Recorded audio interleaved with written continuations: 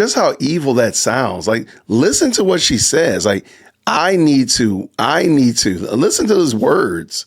Couple of things about Cooper Brown that to me is a bit of a mystery at this moment. First and foremost, you provide witness testimony. You start doing the rounds on Fox News. You are fair game, okay? I'm going to start asking questions because I need to know everything. Everything's got to fit neatly into my timeline. So in trying to reach out to him and in publicly posting, hey, I'm trying to identify this individual, I received a ton of emails. One email said, hey, I'm actually his cousin, and here is his number. Now, I noticed that that cousin happens to live in Phoenix, Arizona. Oh, my gosh. So I went and just checked some profiles on social media. I found some Browns, but they were all living in Phoenix, Arizona. Okay, maybe this person's from Phoenix, Arizona. Well, actually, when I went through what he has as his resume on this website where he says that he works with this institute, I couldn't fact check any of the things.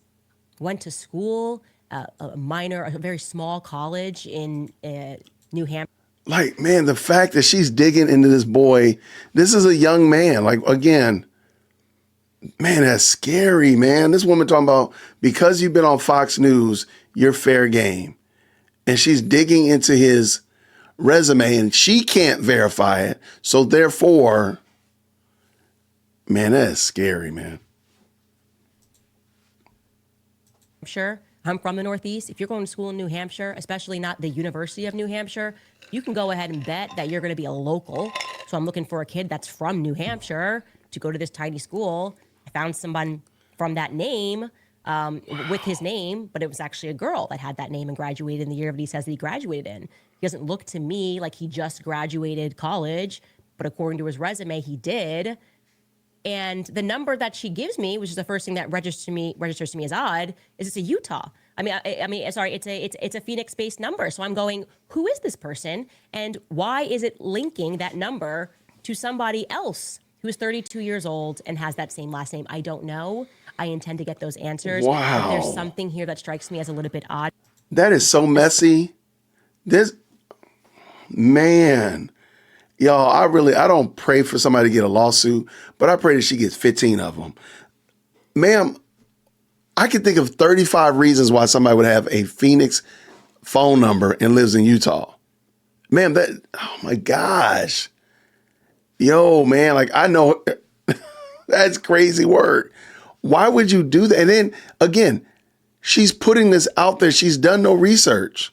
So why are you putting it out there? You don't have your research done. You're serving a half-baked cake.